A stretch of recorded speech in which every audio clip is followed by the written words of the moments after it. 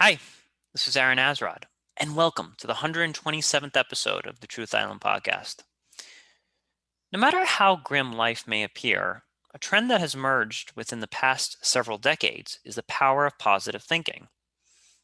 Countless self-help books, spiritual gurus, and workplace posters have suggested just about anything in which we wish can manifest simply through thinking positive thoughts. While some sources might cite that the universe abides by certain frequencies that can be tapped into, other more scientific sources tell us that by simply training our minds to want something very badly, we will naturally start taking steps to get the objects of our desire. While having a solution-minded approach to life is certainly an asset in achieving one's goals, there does come a point where good old-fashioned reality has a way of kicking in. For example, would it have been possible for a Russian prisoner to have had enough positive thoughts to escape the clutches of a Soviet-era gulag? Positive thinking can also have the unintended consequences of shaming people who have fallen into situations which are totally beyond their control. For instance, is it right to shame a person suffering from a terminal illness for simply not having enough positive thoughts or not wishing hard enough for their disease to go away? Does the circumstance in which you were born, disabilities, family obstacles play any role in our success? Or can they simply be washed away with the correct mental frequencies or proper growth mindset? While it's important to develop a frame of mind that will lead one to live up to their highest potential, where exactly do we draw the line between that which can be overcome by positive thinking and that which we must surrender to the hard prison of reality? To help me figure out if my mind is drifting in the right direction, I am once again joined by Alexander. Alex, tell me, have you been drifting more positively or more towards reality as of late? Definitely not more positive. So far more reality, far more of grasping and weighing on the scales of this crazy world where the weight is in terms of my life, in terms of what I'm in control of, in terms of what I need to be in better control of, and the risks involved with living. And I think that's kind of the sentiment for everyone these days, post-pandemic. What do you think? I think that in the early 2000s, there was so many things that were coming to fruition. Like even the Mm, name of that book, the power of positive thinking, was like a huge bestseller. And I think a lot of this is driven by the circumstances in which we live. For example, I know that a lot, like the self-help industry, a lot of that actually came out of the Great Depression. Like people actually, I was watching this kind of documentary, and like people actually could not, like we went from the 1930s, which people were starving, and that same generation went to the 1950s, which is arguably one of the most positive decades of human existence. I mean, for some people, that is. And mm, they need to come up with like a justification of like, well, like how did this be? And people don't like not having a locus of control. Everyone likes to feel that they are the captain of their own ship. And I think positive thinking is a way to kind of selfishly, in some ways, gain control over things that need not be in our control. And that's one way of looking at it. And I have to be very careful because I like the idea of cultivating my own self to its highest form possible. I think that's a mm. very, very beautiful thing. I think it connects with the ancient Greeks, this idea of arete, excellence, right? And that's really, really, really important in Western thought because we all have untapped potential that needs to be cultivated into its highest form. Otherwise, when we get older, we're going to live with a tremendous amount of regret. However, Mm. in more recent decades, I am noticing that a lot of positivity is also a way of shifting blame from people who truly have power onto those who may not have so much power. And I kind of Ooh. find that to be a bit of a frightening trend, at least within the past 2 or 3 decades. Yeah, I see what you mean. I've always viewed positive thinking as like the Western world's way of removing the id from the conversation, removing the ego from the conversation, right? Like, oh, just think positively and it'll all be okay. It's almost like this hands-off approach, this divine, circumstance where they don't have to adhere to the responsibilities of realism. It's more just And there is a lot of utility to that, right? Like we can't necessarily say it's all bad. In terms of sports psychology, positive thinking is a core tenet to any successful athlete's enterprise, right? It's like you're not gonna get a hole in one if you don't believe in yourself, right? That's a You're good not going to point. be able to, yeah, you're not going to be able to come back from, a few bad rounds in a basketball game if your team doesn't believe that you deserve the victory. Mm, So there is a balance, right? There is a balance. It has kind of become a little woo woo in a way where it's this, they're trying to add substance to something that isn't necessarily covering 360 degrees of a subject matter, right? Because we work in a three-dimensional world. And I do believe one of the dimensions is the belief and the confidence of your approach. It's important because it keeps you from over adjusting in a way, in terms of just like an ergonomics perspective, right? If you're confident walking into a room, you're expending less energy on things that aren't exactly required to your initial objective. So mhm. you're direct, you're getting there more efficiently. So there is that, right? But at the same time, it's like if you're not wearing the right pair of shoes and you're walking on a hot surface, you're going to burn your feet. Like there is, like, I don't know if that's a terrible metaphor, but there is a realism aspect to that, right? You can't just think positively that if you walk over a bed of spikes, what's a better example? If you walk over glass, that you're not going to, cut your feet, right? There are realism perspectives. So, it's really just about identifying the dimensionality of the circumstance and not putting so much weight on one. But I also want to bring this up, that there is a encumbrance to those that don't have the confidence. There is an encumbrance. There is, from an ergonomics perspective, just from the way your body moves. If you're not confident in the way you express yourself, you're going to be doing a lot of cleanup in areas that aren't adhering to your core objective.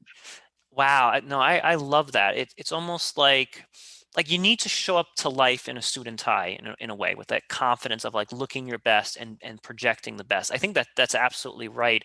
It kind of gets back to this passage that I read in the book Slaughterhouse-Five, where Mm, the British are captured by the Germans and they're in POW camps, and I believe like the British captain or sergeant or whoever's in charge tells his men, okay, we're in this prison, but you have to shave every single day and smile and make jokes, because if you give up your humanity, if you just become prisoners, if you become less than, then you're going to be treated as such. And that's like the mm, power of positive thinking.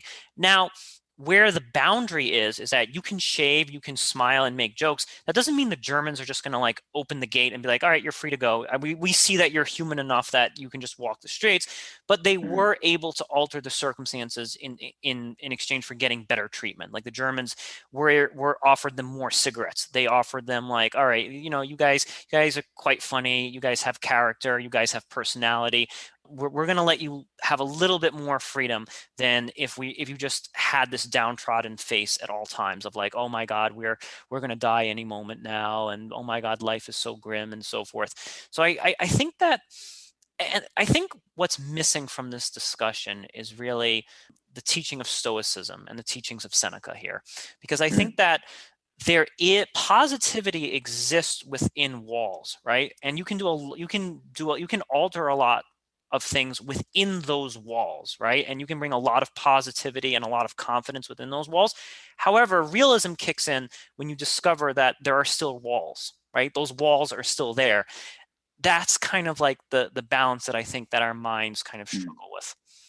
Well, I want to push back on what you just said, if you don't mind. Yeah, yeah, please. I would actually argue that that's not positive thinking. I would say that that's positive action, which is what I think the baby is between positive thinking and realism, right? It's like the difference is that they took action by shaving their faces and maintaining habits that provide a positive environment in the real world. That's not necessarily positive thinking. Positive thinking, and to me, is just thinking, right? It's just thinking, okay, you're sitting in a lunchroom.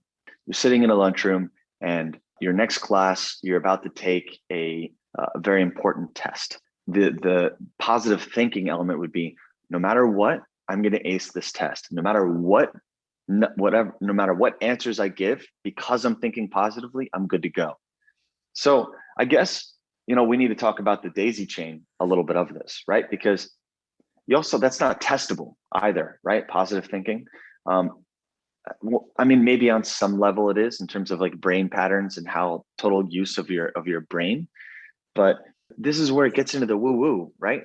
If it's just thinking, that isn't necessarily stoicism. Stoicism is applying the thought, the inner citadel, to your actions. Mm, So that is, I think, you can't argue with, right? Taking positive actions, reinforcing positive habits is, I think, the difference between success and failure in life in general. But just positive thinking is it's a little delusional, no? okay. Only. I actually love your example. I think the exam is a good example. Okay. If, for example, you are just thinking, I will do well on this exam, but you take no action, you don't study for that exam, you don't read any books, you don't do your homework, and so forth, Mm, and then you sit and take that exam, you're probably going to fail. I don't care what frequencies you're tapping into or megahertz of meditation you're doing. If you don't know the freaking material, you're not going to do well on that exam. However, maybe the seed, maybe the correct positive thought is, I can do well on this exam. So you're not saying I will do well on this exam, I can do well on this exam, because then that triggers you to take the appropriate action so that you do well on that test. So if you think I can do well on that test, the subsequent question will be, well, what do I need to do so I can do well on this test? Whereas someone who says I can never do well on this test, well, then they have not incorporated any form of positive thought into their life whatsoever. yeah. And I guess it's kind of chicken or the egg conversation too, right? It's like, can you do well if you don't think you can do well? It's almost that argument of for kids in high school who get bullied, Mm-hmm. where it's okay, well, if you go into high school maintaining a positive aptitude, does that keep you from being bullied because you seem less weak? I don't know. I think I don't know if I have an answer to that. I think sometimes the utility of positive thinking is similar to a wave, and that Mm-hmm. there's tides to it, and that sometimes it's easier to like have wind in your sail in terms of maintaining momentum and your positive thinking. And then I also think positive thinking can just be willed, like spilled out of a forge, like Hephaestion working hard in your head. Mm-hmm. I think I don't know. What are your thoughts on that? So this is actually this conversation, I think, in many ways is a continuation with a conversation that I had with Kenny, and we actually talked about Oh, the 10,000 hour rule, like by Malcolm Gladwell. You just do something for 10,000 hours, and I actually thought about that rule. I actually know 10,000 hours actually approximates to roughly 10 years of life. I actually know people who have put in the 10,000 hours and they're still not masters. So mm-hmm. I've actually met people that have, like, had the positive mindset, put in all that action, and they're still okay. You're not bad, but you're somewhere mediocre. Like, there are musicians out there who go their entire lives, decades producing music, and they have Yeah, the positive mindset, they have the passion, they have the excitement, they have the love for it, but just, they release their CD or they upload their stuff to YouTube, and it's just like, yeah, okay, thanks, man, that's nice. And that's where I think realism kind of comes into the play, because I do think that each of us has certain boundaries that we're probably unaware of. And I think you want to remain positive, but you only want to remain positive within the boundaries in which you have been entrusted with, or the boundaries in which you exist. And I use the mm, example of, like, let's just say you've got that positive mindset. You put your 10,000 hours of being a basketball player. You put in the 10,000 hours, you got the positive mindset, but you're only 5'1". It's like, no matter how much yeah. positive thought you put in there, no matter how many 10,000 hours you do there, there's still a physical boundary of you only being 5'1" that just cannot be overcome. That's where I think we are heading off a cliff, where we're unnecessarily and unduly shaming ourselves. Like, oh, well, I should have been able to get into the NBA even though I'm 5'1" because I had enough positive thoughts. Whereas maybe being a little less hard on ourselves and saying, wait a second, there's some real boundaries here that I just will never be able to overcome. I struggle with this exact situation personally, in terms of my acting and my movie making.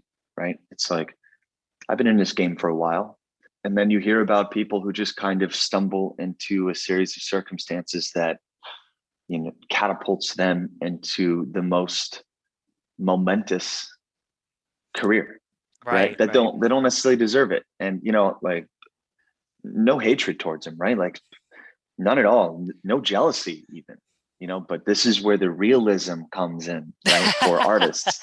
I think this is the difference, right? It's not equality of outcome measurements here in terms of mastery. I think it's self mastery, your individual potential. I could be wrong if Malcolm Gladwell was talking about just in general, like everyone's on the same scale. You get your 10,000 hours, you're at the master tier.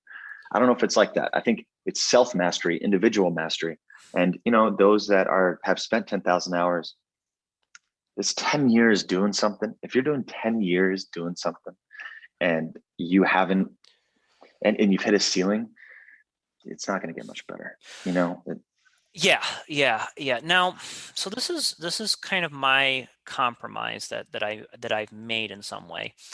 If you're doing the 10,000 hours, but you enjoy the 10,000 hours, you really, really, and I did have an actor on this program, a while ago, and he was a bit older than us, and he did not reach that pinnacle apex career of success, but he said that for the years that he's been doing acting work, he's enjoyed every minute of it, and he's written plays and done all of that, and he's gotten people to come see them and so forth. But it isn't like what we would say. He hasn't written like a Broadway musical or whatever.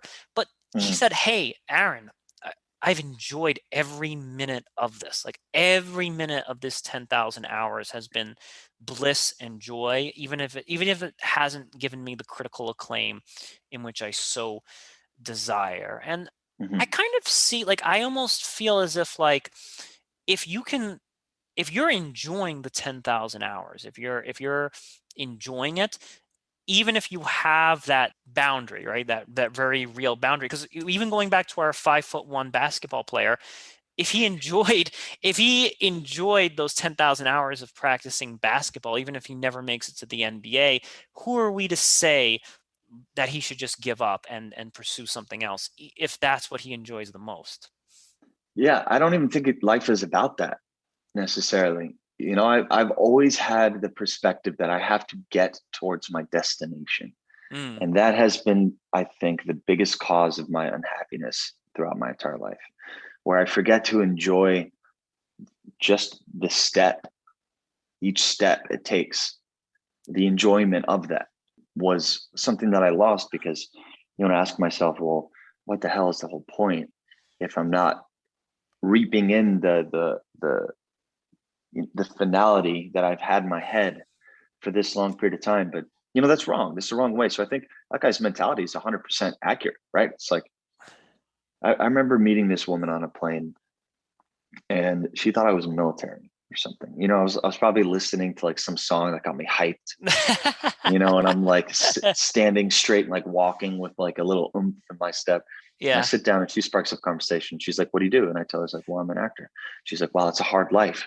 And my answer was, "Purpose is relative." Right. That's a good So answer. you can have all the money in the world, all of the stable jobs that's quote unquote easier, and hate every second of it. Yeah. Whereas you can have an actor who's making very little money, and by no means is poverty like okay, but you can have an actor making less money and feel more enlightened by the spark of life on their day to day than any person with a few extra zeros in their account. So all that's well and good. The difference here is that, do you feel with your positive thinking that you're going to get everything, Right. right? Like, where do you draw that line, that boundary between it's an American selling point. Like, let's talk about that too, right? Like, America sells the American dream. What is it that George Carlin says? You have The to be American, asleep to believe in it. yeah. Well, okay, so I liked what my friend Kenny said, because he called the self-help industry as intellectual crack. And the way he explained it was as such. You read these books, Get Rich Quick or whatever, and you get really, really like hyped up and get like you're a gorilla, you're pounding your chest and you're super hyped up. But with like any drug, there's that super high and then it all comes crashing down, right? Like you will just completely crash. And if we actually just step back like 10 steps and look at exactly that precise cycle, you read the self-help book, you feel that intellectual crack, and then reality hits and you come crashing. Well, what was the problem? The problem is that you went into the endeavor with the expectation of becoming extremely rich or extremely famous. That's the problem. That's why it's Exactly. intellectual crack, because you're entering the endeavor of like, I will be the next big thing. I will be rich. I will be famous. Whereas if you just entered the endeavor of, I just freaking love doing this. I just love doing this. I love every hour. I love every minute of acting or podcasting or whatever it is. Then you don't actually have that withdrawal. Like you don't Right. experience the withdrawal symptoms of like, oh, I'm not successful. Like, so you're able to kind of just relish and enjoy the thing that you're doing in that precise moment. For sure. And this is where I feel people get self-help books wrong. It's not their fault that you're delusional. It's not their fault that you eat up every single word as if it's gospel. The truth is that that book has one mission in mind, which is to deliver a series of forms of thinking that will help your life for the better.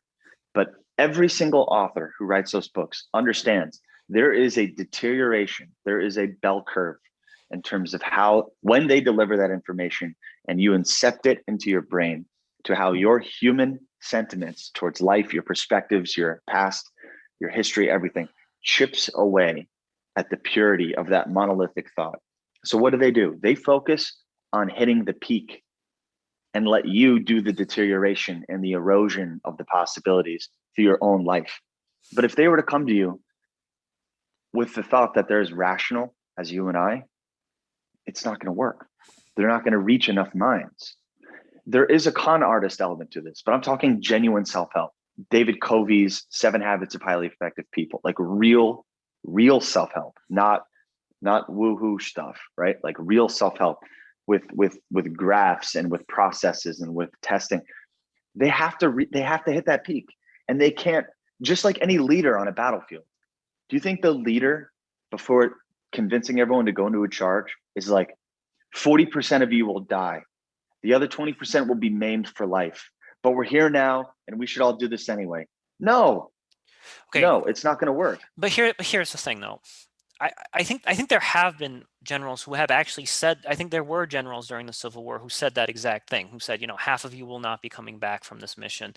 And what that did though is that the credibility of that general or of that leader actually skyrocketed, right? Because if the general said, hey, guys, we're going to go to war and it's going to be fine, we're going to kick ass, it's going to be wonderful, a few of you might die, we don't know. Well, that general is going to lose all credibility. Like they will have credibility going into the battle, but then once that battle is a huge massacre or a huge slaughter, that general will never be believed again, because all the troops are going to be like, hey, you promised us glory and blah, blah, blah, and like half of us didn't come back. So I actually, if there was a choice between those two generals, I would actually go with the general who's telling it how it is. Like, hey, half of you are not going to be coming back. I trust that guy because he's telling me how it is. And then I can emotionally prepare myself for the eventuality that I may not be coming back or I may fail. So if you're offering self-help, say you could write a self-help book and say, here are the things that are going to make you most effective. However, these habits of effectiveness are no substitute for reality. There is a chance that you will still fail. There is a chance that you're going to have to reinvent yourself or pivot in another direction. I would read that book in a heartbeat. But a lot of self-help, and I'll check out the book that you just mentioned. A lot of self-help is that it's, if you do these habits with 100% certainty, it will come true. And if it doesn't come true, it means you're not believing hard enough. And that is fostering a culture of shame. I agree. And that's And a the danger. cult. Yes, a cult. A cult. 100%. There is a cultic point to this, but to counter your general perspective in the Civil War, they weren't the ones leading the charge. I would rather use an example like Alexander the Great, who gives you this higher perspective. of what's possible, of someone whose speeches apparently were so outrageous and outlandish, but then he's in the trenches. So it makes sense for the general to be like, well, half of you aren't going to make it. He's not the one leading the charge, is he? So it's a different psychology there. Now, the difference between self-help and cult is that self-help means you're there, in my opinion, right? You're there doing it with them. It's not suggestion, it's help. They're there. So I don't know, maybe I'm fighting a little too much on the semantics of that, right? But I see your point. I just think that it's really down to the sovereign individual to realize how reality plays in their life, because it's so, the variability of people's reality is so vast that it's hard for someone to even determine the reality. Like, where's the bar, and how is your reality my reality, and why should I listen to your reality as if it's my reality? That's not the case. And that's where I think people go wrong, is that with self-help, people assume that everyone's on the same reality. The reality of someone who has to go and get water every day in Africa is so vastly different than my reality. I'm worried in the next like 8 days, I got to pay taxes, right? Like, different reality. So it's like, it's your job. It's your job to do that. And in my opinion, it's the author's job to hit the peak, the summit of what's possible. And it's your job to do the rest to get there. And I'm sorry if you fell for it, as if it's gospel. Shame on you. Not my problem. It helps me though. A lot of self-help helps me. Like the essential habits of a highly effective person, like I mentioned before, 7 essential habits, is rooted in psychology. Right. Like that's tested and it's scientific. And the other, the power of habit, fantastic book where it's about emerging from failure and how the power of taking positive action reinforces something. That's different, right? That's real self-help. Then you get into a thing like The Secret. Now, The Secret, classic response by Jim Carrey, right? When he's on Oprah, Oprah's like, you had this check for how much money? $100 million, I think he says. She's like, wow, that's amazing. And you kept it in your wallet? He's like, yeah, I kept it in my wallet and I wrote down for acting services rendered. And the same date that I had on the check was the same day, roughly, that I got the check. She's like, wow, so you just manifested that into reality. And he's like, well, yeah, I mean, you got to work really hard, right? Like, you can't just manifest and then go eat a sandwich. I love those kind of stories. I want to give you this example, and I kind of alluded to this in my intro. Power of prayer.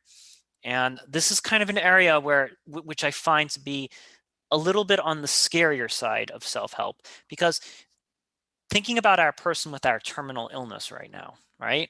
It's like this idea that, like, well, if I just pray hard enough, that illness will go away. And again, like I think of like the Jews who died in the Holocaust. Like, if they had Yeah. just prayed hard enough, they would not have been sent to the gas chamber. I mean, this isn't, here's my super duper collection of effective habits, right? If that's all it was, if it was like, do these habits and you will have a better life, okie dokie. But add this part in where it's like, if you just pray hard enough, that will also help make your dreams come true and all that other stuff. That's where Mm. I kind of see this industry taking advantage of people and really, really playing, mind games with people.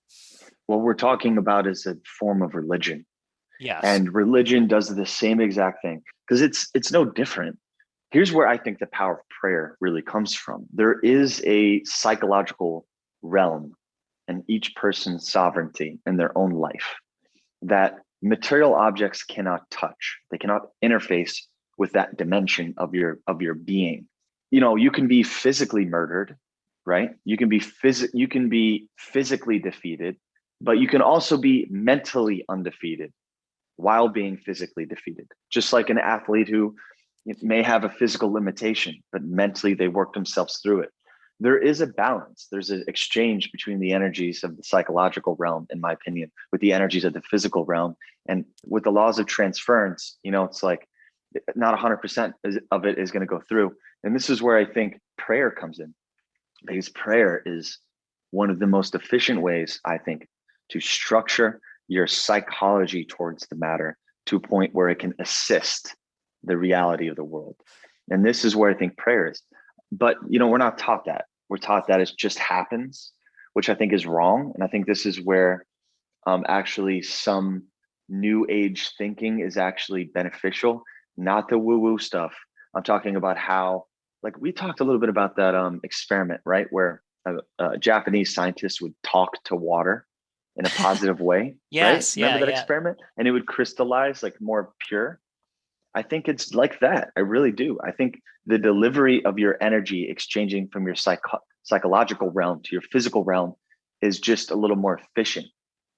Like I agree with the first half of what you said. I agree with you that if prayer puts you in a positive mindset, that is a great thing. Like again, prayer may allow you to cope, right? Like you could pray and you're in a gulag, you're in a prison, you're in some kind of circumstances that is robust, and that prayer puts you in the proper mindset, and maybe that proper mindset allows you to survive that ordeal, and that's a Mm-hmm. fantastic thing.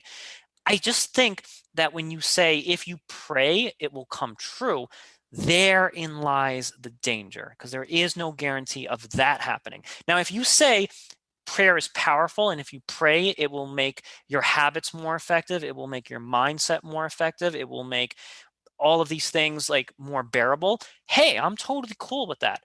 But just leave out the part where you say if you pray with 100% conviction it must come true.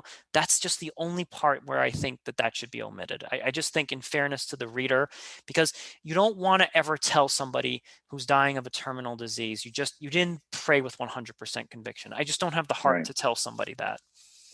Yeah. And yeah, it's so complicated too, because there have been times in my life when I've wanted something, but not latched on to the requirement of it when things happen to come to pass. There's also times when I feel like I've picked up on what people are thinking without them necessarily insinuating that that is what they're thinking. So I do think that there are almost like radio waves towards our thoughts, and they do affect some aspects of the world, but it's not promised. And you're right, that's selling snake oil, right? It really is. If it's like, if you believe hard enough, anything can happen, just isn't true. The reality is it's, I think it's an environment. You're adding humidity to the equation so that you might just get the right type of precipitation down the road. Like you're adding an element that's required for the whole cycle to take place for you to get that windfall of what you're hoping to do, right? Like Mhm. classic example. One thing that I know we talked about is when you're thinking positively and you're walking through New York City back in pre-pandemic days, and you didn't really take time to look at people in front of you, but you looked through, there was a funny thing that happened, right? People just get out of your way. And I think positive thinking is something similar to that. It doesn't, you still have to walk there. You still have to have enough calories in your body to be able to walk. You still have to have feet, but it's an auxiliary, not a promise, I Mhm. think. A necessary auxiliary to achieving it. It is a strategy, it is a pathway, it is not a promise. Okay, I actually like what you said. It's an auxiliary, it's a tool, it's an instrument. And I think that if the self-help industry is to reinvent itself, I think that just needs to be, and like I said, now this is where we kind of get into the capitalism and the profit motive, right? Because Yeah, if an absolutely. if an author has to write a preface where they say these are just simply tools, there is no guarantee, right? He's Like, done. right? It's like, now that's going to hurt their bottom line, right? That author is going to be like, well, I don't want to write this preface already hedging what it is that I have to offer, right? And that's going to, and the publishers are not going to like that, and it's going to hint to their bottom line. But I think this is where true integrity has to kind of come into play. And I think there has to be more of a push for those kind of prefaces to be written, where it's like, Right. these are tools that have made me successful. They may make you successful, they may not make you successful. There may be unknown limitations that you have in your life that I, as the author, cannot see. And you Mm. may have to adjust accordingly and make this fit within your own life. And I think that if we did that, then people could have the strategies. Some strategies they use, some strategies they don't utilize. And then whether it works or doesn't work, there isn't this like shaming of like, I failed, it was 100% supposed to come true. It's more like, okay, this set of strategies, like half of these strategies were fantastic, just half of these strategies were not right for my particular life. But when the author says that if you follow these strategies, like a dog could follow these strategies and they could, eventually run for Congress, that's malarkey. That's malarkey. Well, sir, German Shepherds are pretty intelligent. No, look, these authors are smart, a lot smarter. They think they're a lot smarter than everyone else. That's why they're writing a book that they feel will help the world. Sure. Okay, so let's put it in that context for a second. Then you add a commercial element to it. So they're incentivized for you to just consume and not ask questions, because there's no room for doubt. And then third, they look at structures that were similar and successful in a similar way, like religion. There's no room for doubt in religion. There's no Right. room for heresy. How dare you, witch, burn at the stake despite half of my Catholic imagery is based off of pagan principles, but I'll burn you. It's just ridiculous. So they know in order to sell the book and to peddle their wares that they have to take that pristine level. And you can't fix stupid. You just can't. And really, it just comes down to, I think, people being exposed to experience rather than soaking in the models of other people's realities as gospel. That's Yes. the Yes. biggest problem, right? Because they look at what it's like to be a fighter in a movie. They think that's all it is, right? Like that's all that it takes. That's ridiculous. That's ridiculous. There's thousands of hours in between those scenes where a fighter is working hard, not unable to buy anything but ramen, because my point is that they look at a product and they assume that covers 100% of it. Like that's just being dumb. And I hate to say it, religion too. You read one book and you think it covers everything. That's silly. The lessons are in the juxtaposition between different perspectives and Mm-hmm. finding the magic within that, the mosaic of that, right? And you want to piece it together. Like everyone's perspective is a fractal nature of the universe because they're only seeing it through their own kaleidoscopic mind. It's your job to piece that together and find meaning within your own existence. And you do that by providing different perspectives and not rooting yourself into a monolithic point of view. Yes, well said. And I think to just even summarize that in like two sentences, it's like treat positivity as a tool, not as a religion. I think I Mm, think I think if yeah. we look at positivity as this is just a tool, it's effective, it can be effective. However, it doesn't have religious certainty to it. There is Mm-hmm. a reality and there is a law, there are physics in this universe that do guide us. Positivity can get you only so far, but if you jump out of a window thinking you're going to fly, boy, oh boy, reality is going to hit you pretty damn quick. Alex, thank you so much for being on the show today. Anytime. Thank you again. This concludes the 127th episode of the Truth Island podcast. I'm Aaron Azrod.